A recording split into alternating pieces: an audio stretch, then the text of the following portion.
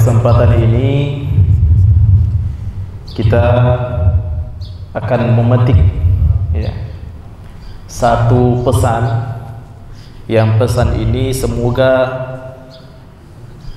kita tidak hanya dengarkan di sini saja, tetapi bagaimana kita bawa pulang ini ke asrama dan bagaimana kita bisa amalkan.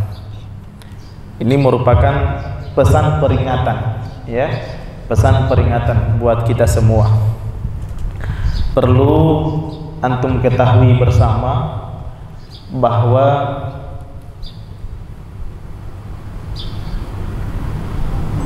kita memiliki amalan-amalan kebaikan. Di antaranya kita melaksanakan sholat, melaksanakan puasa Senin Kamis misalnya, membaca Al-Quran, menghafal, Masya Allah, pagi, siang, malam, sambung pagi lagi, bahkan kita tambah dengan sholat tahajud. Begitu banyak kebaikan-kebaikan yang kita lakukan selama kita di sini. Oleh karena itu, kebaikan-kebaikan ini harus kita jaga. Harus kita jaga betul-betul ini kebaikan yang sudah kita lakukan. Karena jangan sampai kebaikan-kebaikan yang sudah kita lakukan selama kita di ma'had ini itu semua sia-sia. Sia-sia di hadapan Allah. Wa qadimna ila ma 'amilu min 'amalin faj'alnahu haba'an mansura. Kata Allah, wa qadimna ila ma 'amilu min 'amalin faj'alnahu haba'an mansura. Ketika di akhirat mereka diperlihatkan oleh Allah, aku perlihatkan kepada mereka, kata Allah, amalan-amalan kebaikan yang mereka lakukan dahulu, tetapi ternyata tidak ada faidahnya buat mereka, tidak ada keuntungan yang mereka dapatkan dari amalan-amalan kebaikan itu. Amalan-amalan kebaikan yang mereka lakukan selama di dunia, ketika diperlihatkan oleh Allah di akhirat, itu hanya seperti debu yang ditiup oleh angin dan tidak ada yang tersisa. Ya ayyuhalladzina amanu jtanibu katsiran minal dhanni. Wahai orang-orang yang beriman, jauhilah berprasangka. Ya ayyuhalladzina amanu jtanibu katsiran minadh dhanni inna ba'da dhanni itsmu. Karena sebagian berprasangka itu kepada orang lain itu adalah sebagian besar adalah dosa.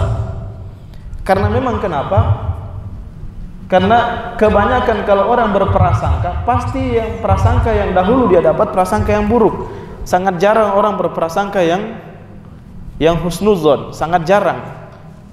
Makanya langsung tidak boleh berprasangka. Karena sebagian besar prasangka adalah sesuatu yang mengandung dosa. Wala yaghtab ba'dukum ba'da, dan jangan suka menceritakan aib saudaramu kepada orang lain. Sekalipun itu benar. Kalau kita cerita aib saudara kita, teman kita, musyrik kita, guru kita, apa untungnya buat kita?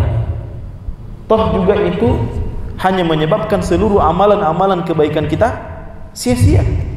Untuk apa? Apa faedahnya?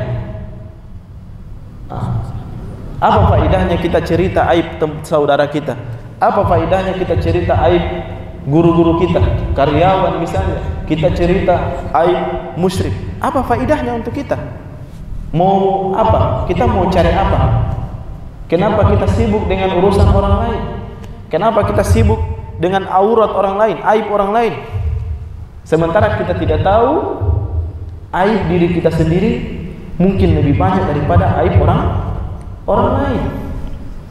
Hanya satu kekurangan yang kita lihat sama orang itu, kita besar-besarkan kekurangannya. Tapi kita tidak tahu kekurangan kita yang begitu banyak kita lupa hanya karena sibuk ngurusi satu kekurangan yang ada pada orang itu. Kemudian dia telah merusak amalan-amalan kebaikannya. Tahajudnya rusak, sholat 5 waktunya rusak, baca Qur'annya, hafal Qur'annya rusak semua. Kenapa? Karena dia masih aktif menggibah saudaranya.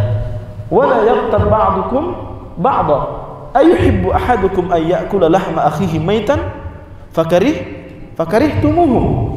Apakah kalian mau diumpamakan seperti orang yang memakan bangkai saudaranya sendiri sementara kalian merasa jijik dengan itu? Coba, begitu besar dosanya orang yang suka menceritakan aib saudaranya sampai diperumpamakan dengan orang yang memakan bangkai saudaranya sendiri. Coba kalau antum ditanya mau dikasih makan bangkai ayam, antum mau? Bangkai tidak dimasak, bangkai ayam mau? Antum lebih jijik mana, bangkai ayam atau bangkai manusia? Bangkai manusia. Itu artinya seperti itulah Allah menggambarkan betapa jijiknya, ya, betapa jijiknya Allah melihat orang yang suka menggibah saudaranya, suka menceritakan aib saudaranya, selalu suka sibuk menceritakan aib saudaranya. Ya, dia tidak tahan kalau dia tidak cerita aib saudaranya. Ini yang bahaya. Nah, apalagi antum sebagai penghafal Quran. Coba ingat, antum catat hafal, antum puasa Senin Kamis, tahajud, sholat 5 waktu, mau selesai hatam Al-Quran hafalan, tapi semua itu sia-sia di hadapan Allah. Semua itu tidak ada nilainya di hadapan Allah. Kenapa? Masih suka menceritakan aib orang lain. Nah, siapa yang rugi di sini? Coba, rugi, ya. Bukankah kita rugi kalau seperti itu? Begitu banyak kebaikan-kebaikan yang kita lakukan, amalan-amalan soleh yang kita lakukan, amalan-amalan kebaikan, tapi semua itu rusak di hadapan Allah karena kita suka menggibah, suka menceritakan aib orang lain. Oleh karena itu, santri-santri yang dimuliakan Allah Subhanahu wa taala, bayangkan kalau kita termasuk orang seperti itu, menghafal Quran bagus hafalannya, sholat 5 waktu sehari semalam, sholat tahajud, tapi hina di hadapan Allah, hina dia di hadapan Allah, amalan-amalannya tidak diterima, bagaikan debu yang dihembus oleh angin di hadapan Allah. Padahal bagus hafalannya, padahal bagus suaranya, sholat terus sholat, tidak pernah ketinggalan puasa sunnah, tapi tidak diterima oleh Allah. Kenapa? Karena masih ada penyakit di dalam dirinya, yaitu penyakit suka menggibah saudaranya. Maka hati-hati, ya para santri sekalian, hati-hati.